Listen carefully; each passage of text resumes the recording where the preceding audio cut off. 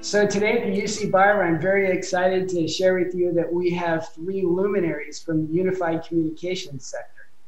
These are the guys that built, developed, and ultimately sold Broadsoft to Cisco back a couple of years ago for a couple $1 billion.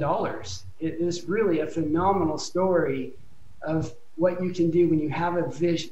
And back in the early 2000s, before anybody knew anything about unified communications, these guys had the vision to be able to put voice over the internet. And that was going to disrupt everything, and it did. So today with us, we've got Mike Tessler, Scott Hoffpauir, and Jim Tholen.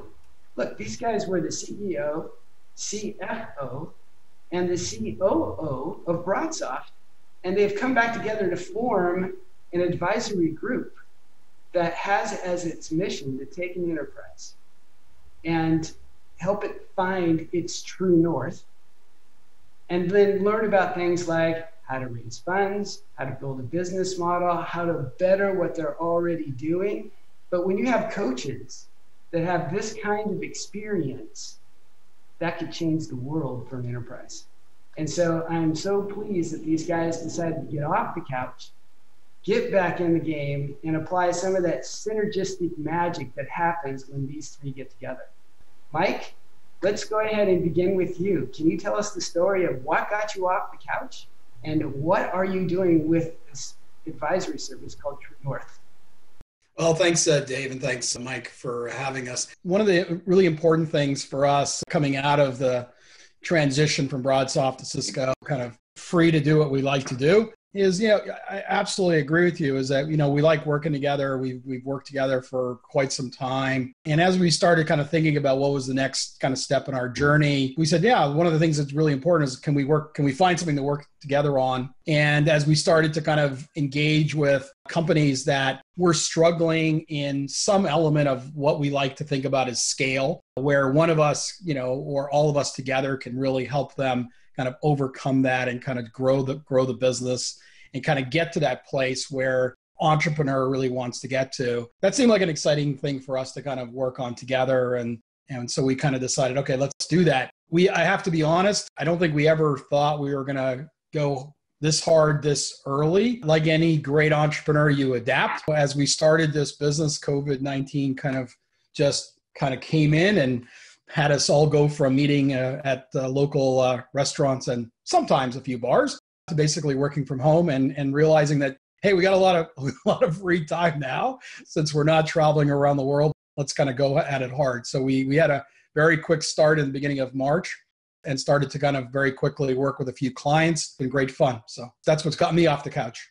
Mike and I kind of started Broadsoft over 20 years ago. And when you're in a startup company and even a large company like we had at the end of Broadsoft, you have to go all in and work pretty hard.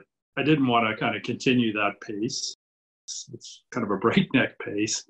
Working with Mike and Jim, have the opportunity to work with some guys I like, focus on some new technologies and new areas that I'm eager to learn about. When we take a look at companies at True North, I think it has to be a good fit for us. It has to be guys that we enjoy working with. It has to be companies where we have a common vision and believe in it. And last but not least, Jim, how about you? What motivated you to make the move and jump right back in here? I think it's doing good and doing well. We obviously had a great run at Broadsoft, and most importantly, I think the three of us really like working with each other, and we were, I think, pretty effective working with each other. And the core of that was we covered a lot of ground. It's sort of like the union and intersection of a Venn diagram from elementary school, but we had our specialties, but we overlapped from a strategy and business standpoint. We were effective in it, and we trusted each other a lot. And that's really the only way you can grow a great company like we did it at Broadsoft. All three of us are product technology nerds and kind of business model nerds. And so this gives us an opportunity to do well and do good, but to help companies where we're intrigued with the management team, the business model, and the technology, but we can bring a perspective and a set of skills for CEO, a CXO suite, and really help them take it to the next level. We're charged up.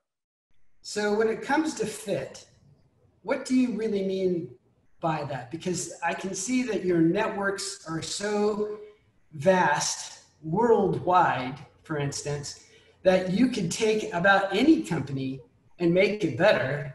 But that thing about fit kept coming up in the conversation. So can you explain a little bit about the kinds of companies you're really wanting to help? One of the things that we realized when we started talking to companies is that a lot of what we do and how we do it applies to a lot of different industries, a lot of different types of companies. I think if you think about what really gets us excited is we like B2B areas. It's an area we spent a large part of our career in.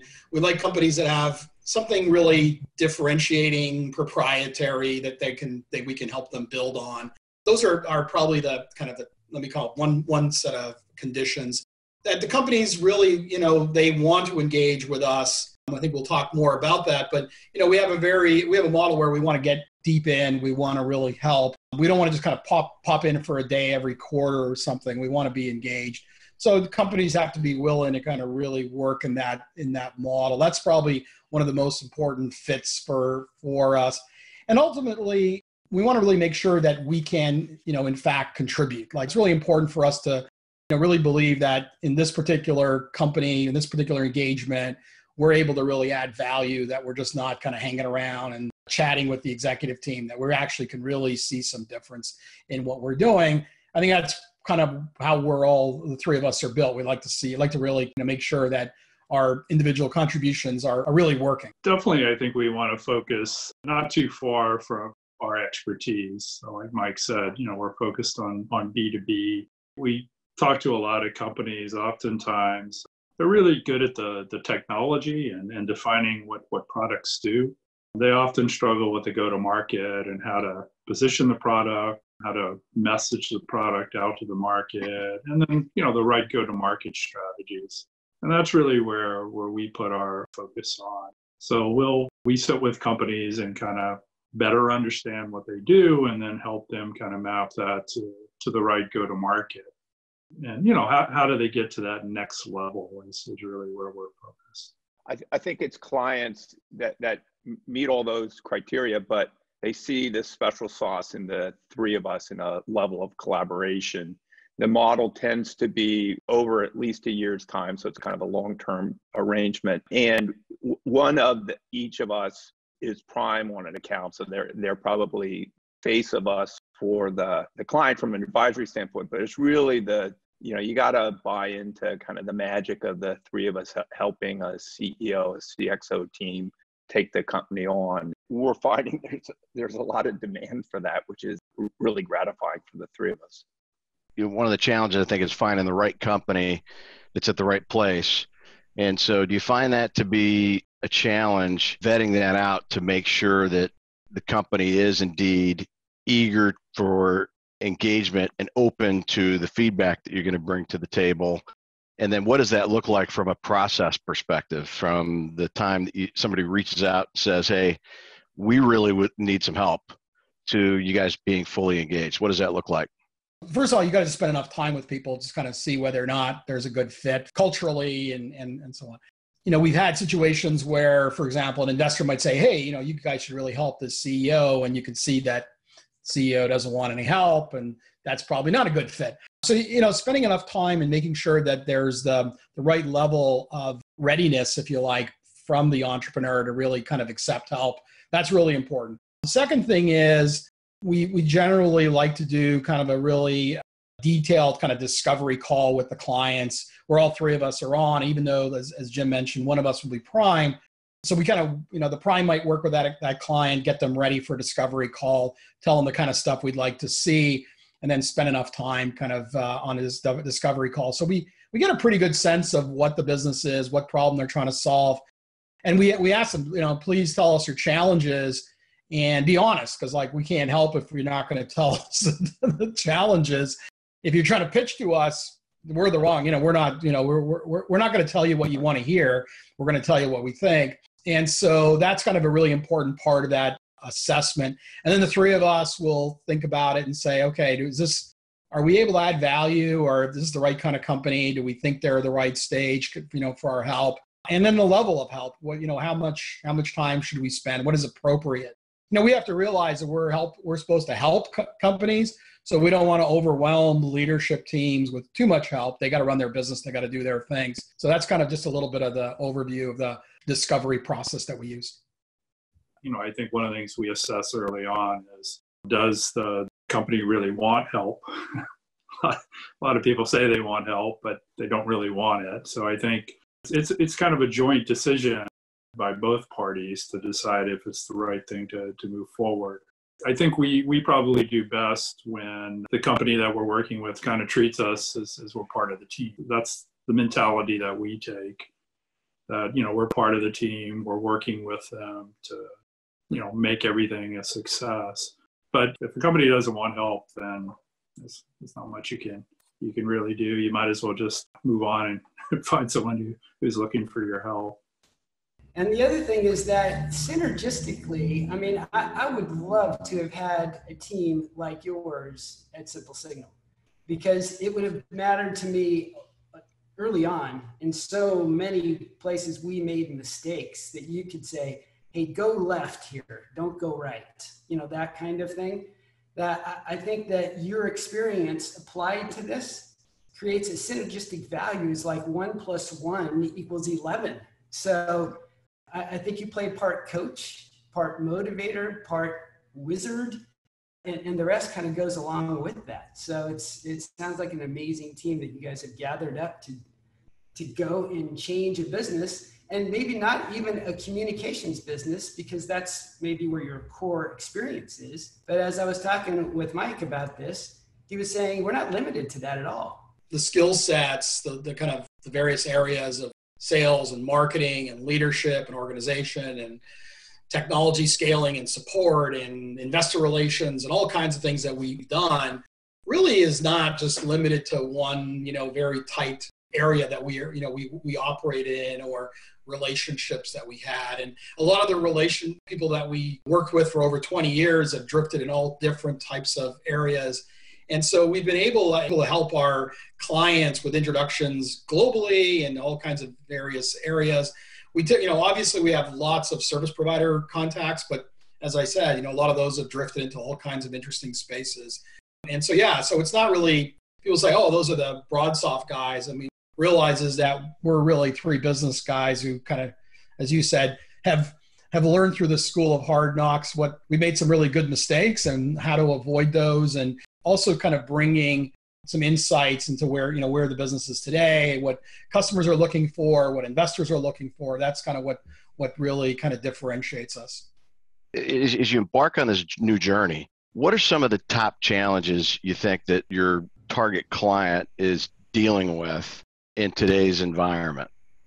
One of the things that's really interesting when we started talking to companies is that, especially younger technology companies, we're technology nerds, as Jim said. Thanks, Jim. I never knew I was a technology nerd, but okay. As a technology nerd, you kind of immediately realize, wow, there's something really there. Then, the entrepreneur will say, hey, we have these 3 to 5 first customers. What you then realize is they don't know how to take those 3 to 5 and make them the next, how to really get to the next customer.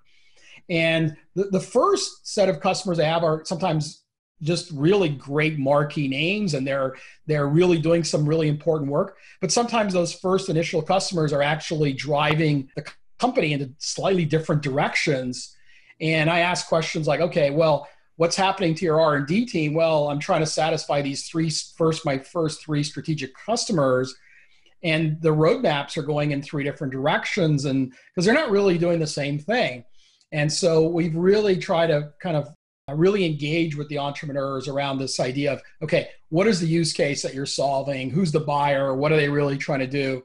And really think about, how do you really discover the use case, the needs, the values, the motivation for the buyer before you start to try to scale.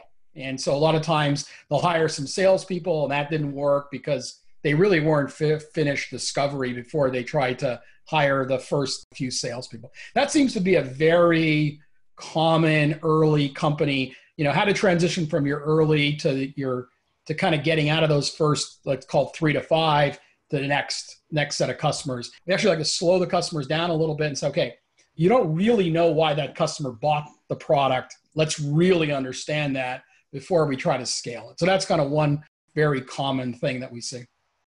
And from a technology perspective, how about you, Scott, as you dive in from your perspective what the top challenges are? And then I'll ask the same question to you, Jim.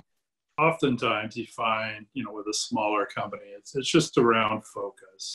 Sometimes you try to do too much or go a little bit too broad. Like Mike said, oftentimes early on, you're happy to get any customer, and sometimes that means that you have to probably do more than you would have normally done. Sometimes we find smaller companies doing 2 or 3 things when they should really just be doing one thing. So we'll talk with them, talk it through, and try to make sure that we're solving the right problems. The problem that we're solving is big enough, and so that we can put kind of the energy of the company on a primary focus instead of kind of having more of a shotgun approach. Yeah, so I think there's a strategic level and a tactical level we're seeing. And at the strategic level, it's around business model, pricing, kind of the business side of go-to-market that Mike mentioned. So you may have started as a SaaS model, or you may not have, but want to evolve to a SaaS model. And it's a great model once you got the flywheel going, but it has demands. It has capital demands. It has infrastructure demands. And you got to align all of that and how you go to market, how you price. We often find in pricing, because it's been pretty bespoke getting those first few customers, that pricing is overly complex, and that's hard in a SaaS model. So there's a lot of business model conversations, and then structuring around simplicity and aiming at the long term.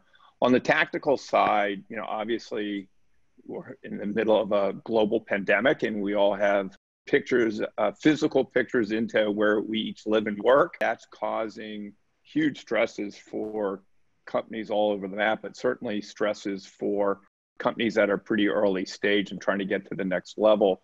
You can't get out and meet with customers. You can't get out and fundraise. You're trying to figure out everything you can do from a team standpoint and make sure that you have enough capital to get through to whatever's on the other side. And that then starts the the next conversation, which is anticipate being through.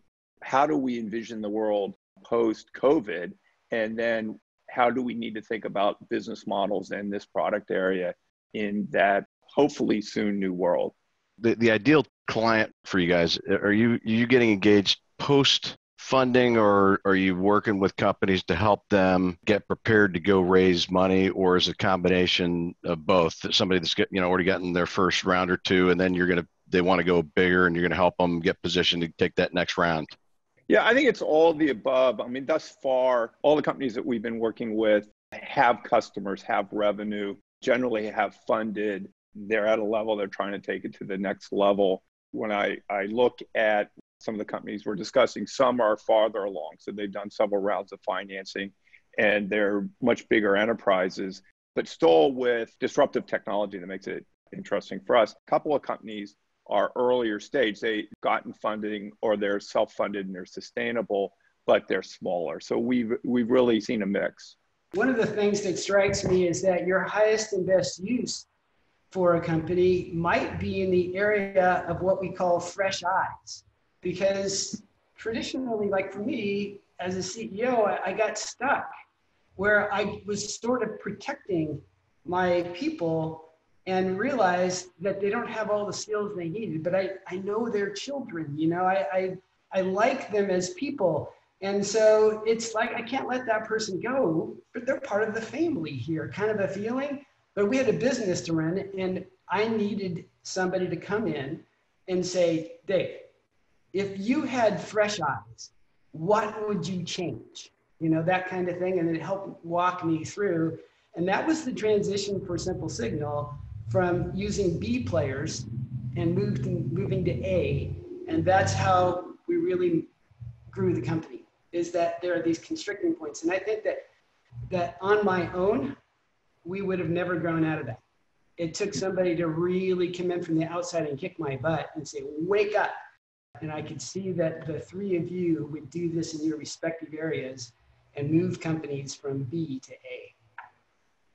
Some people are good at different stages of companies, and you have to kind of continuously reevaluate the team on the bench and make sure you've got the best folks to be effective. And yeah, we come in and we kind of, ask entrepreneurs, okay, like we don't think the metrics show up here in sales or marketing or whatever. We're not convinced, show us, let's engage. We also engage with those folks in the organization where we like to kind of get into the company. We don't try to just stay at high level. We'll work with folks within the company. So we get our own take of that, kind of make our own decision of whether or not we've got the best talent for the organization. But yeah, it goes beyond just organization. I think Jim mentioned things like business model and strategy and go to market.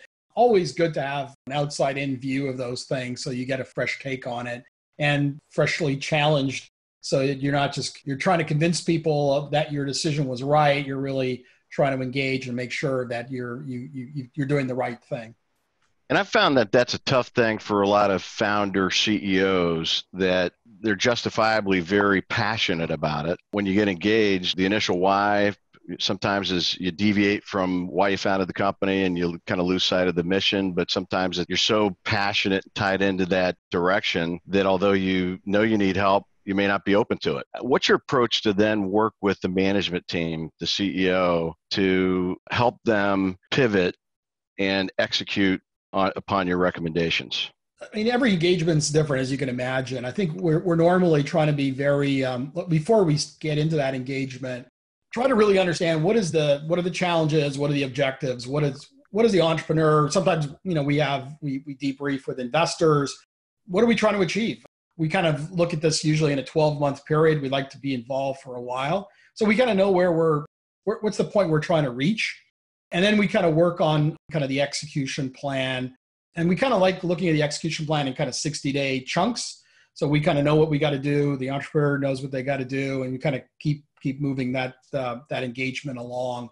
So, sometimes we go in and also they change. We could get engaged and the entrepreneur says, you know what, that was really important 30 days ago. No longer important. Let's do this. And so we'll pivot with them and try to deal with what their highest priorities are. We try to stay pretty actively engaged. One of is, as mentioned, one of us is prime. We're usually talking to that entrepreneur at least once a week, sometimes a lot more. Even though one of us is prime, that all of us are pretty engaged.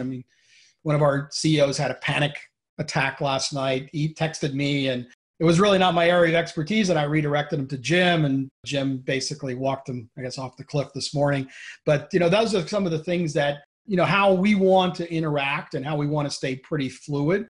I think the other thing we try to do early on, we try to find ways in which we really have a very clear insight as to the running of the business. So we usually, something that Jim usually works with the entrepreneurs on is how do we get a really clear view of the pipeline and the finances and all. So we're not just consultants where we give advice. We understand the heartbeat of the business. We're operator kind of guys. We don't want to sit there and just give advice. We want to really make sure it's working.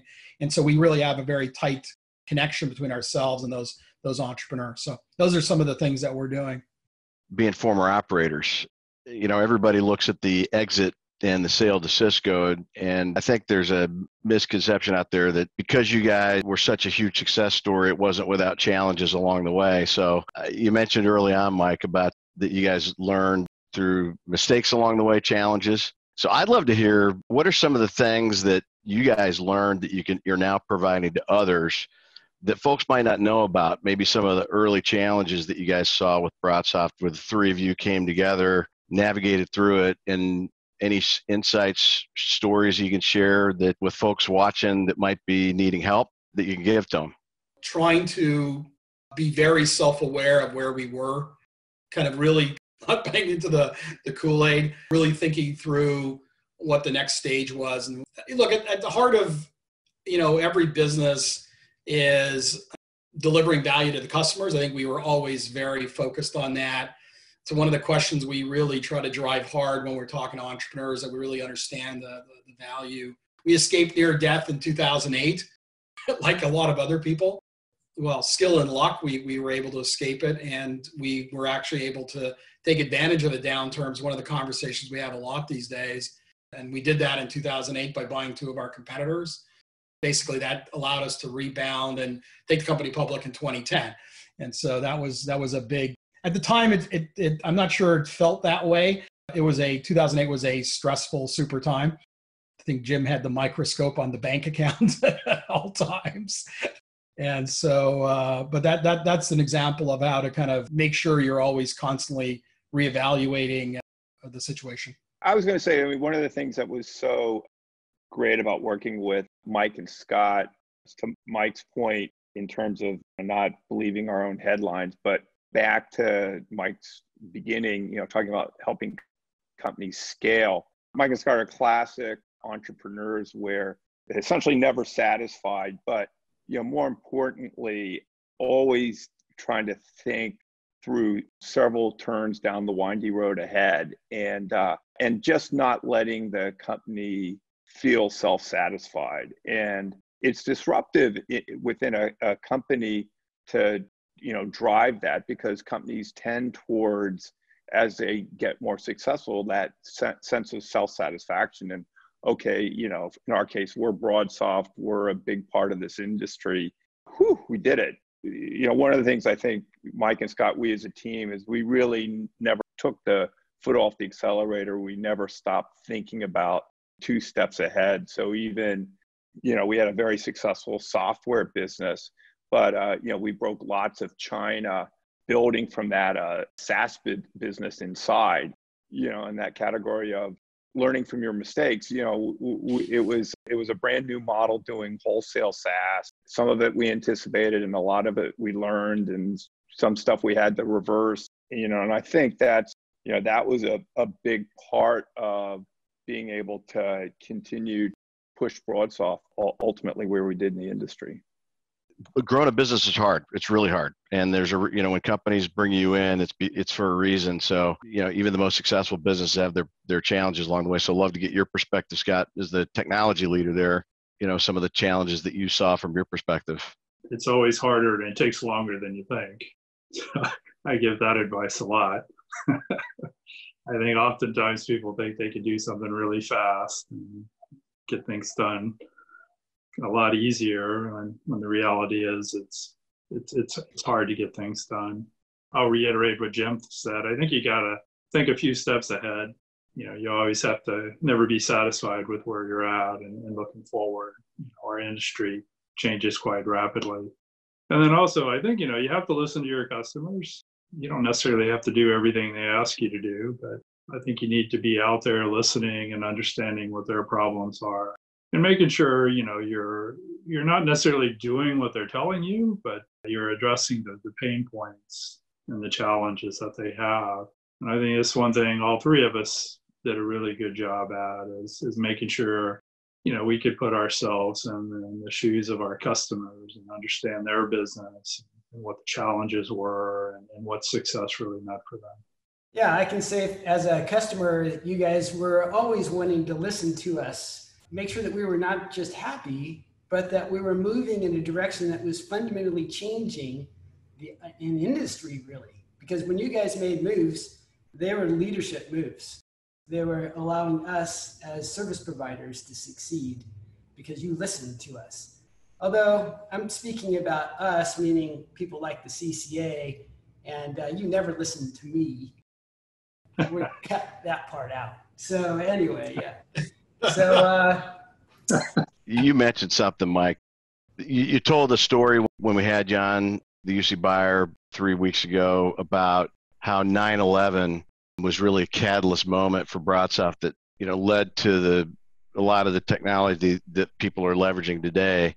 It's an inspirational lesson, I think, for businesses today, because everybody's going through varying degrees of challenges right now with COVID-19 crisis. What's your message to entrepreneurs and business owners struggling right now that you guys learned, going through prior crises like this? Any advice for entrepreneurs, business owners struggling right now?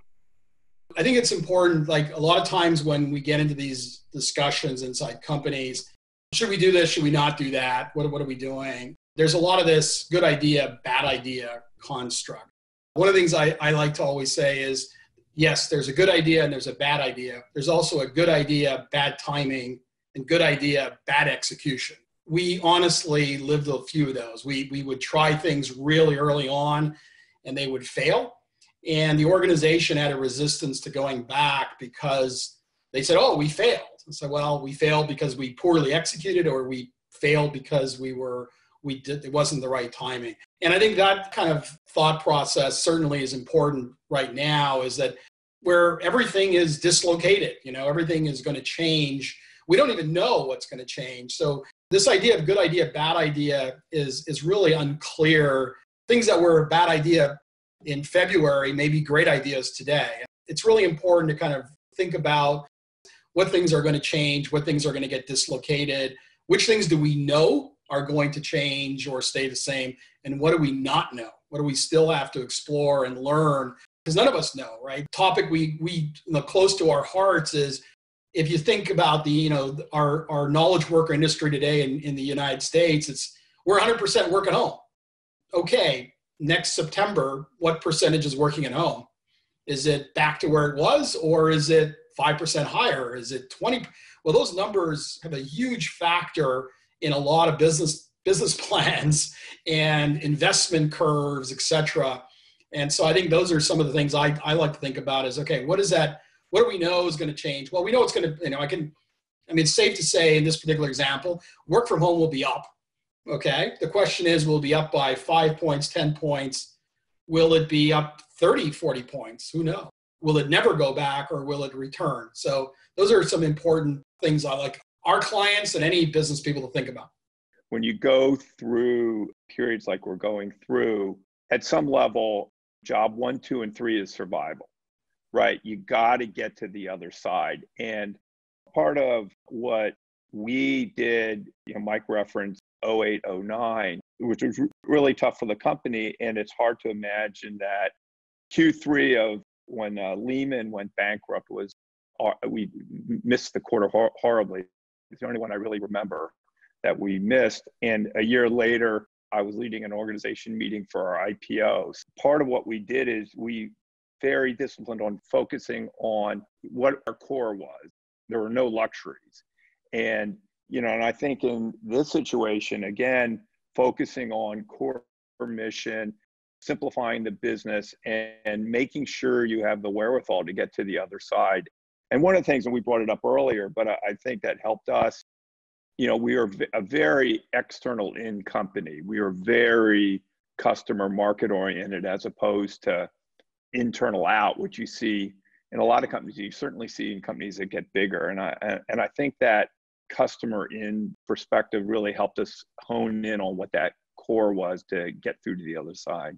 Crisis times, you oftentimes just need to pull back and make sure you're focused and putting your energies in the right place. I look back on kind of the crises we went through, and I think to some extent you just have to kind of put your head down and get it done and just get through it, like Jim said. And could you have ever imagined, Scott, the technology that your team largely led innovation globally on is now what's being deployed globally to enable business survivability and enable people to continue, have some sense of normalcy in a really crazy uncertain time. But now you've got literally the whole entire globe using this technology now. So I'd love to get your take on that.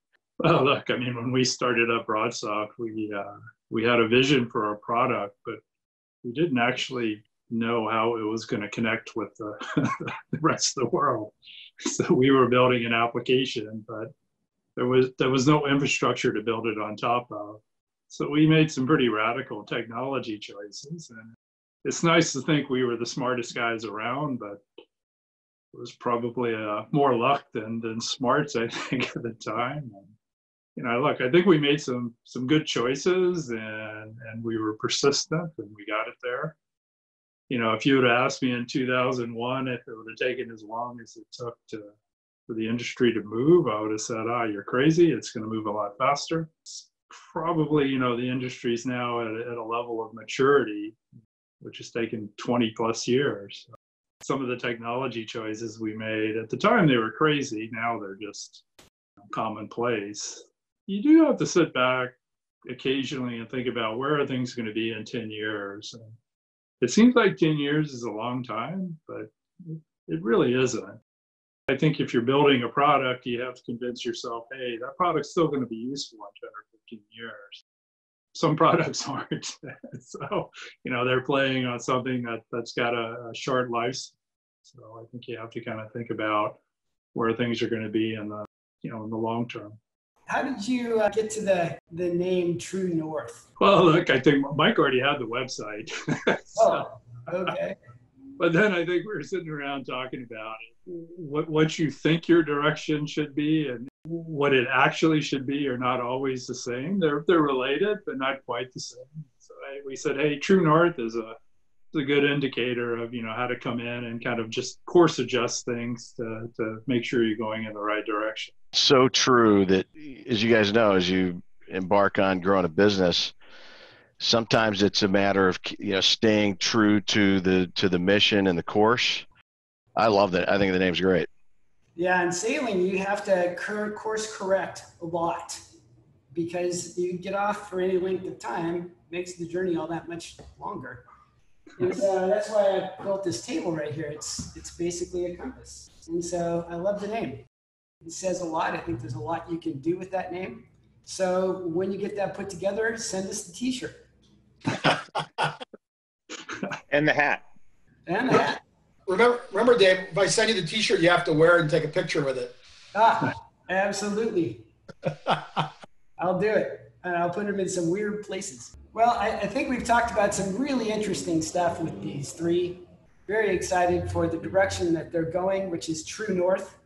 And so I just want to say thank you for allowing UC Buyer to get this interview, because the world is yet to know everything that's about to happen with you guys and the influence that you're going to have with the entrepreneurs that you engage with. So thanks again for sharing this moment with us. Thanks, Dave. Thanks, Mike. Appreciate it. Thanks, guys.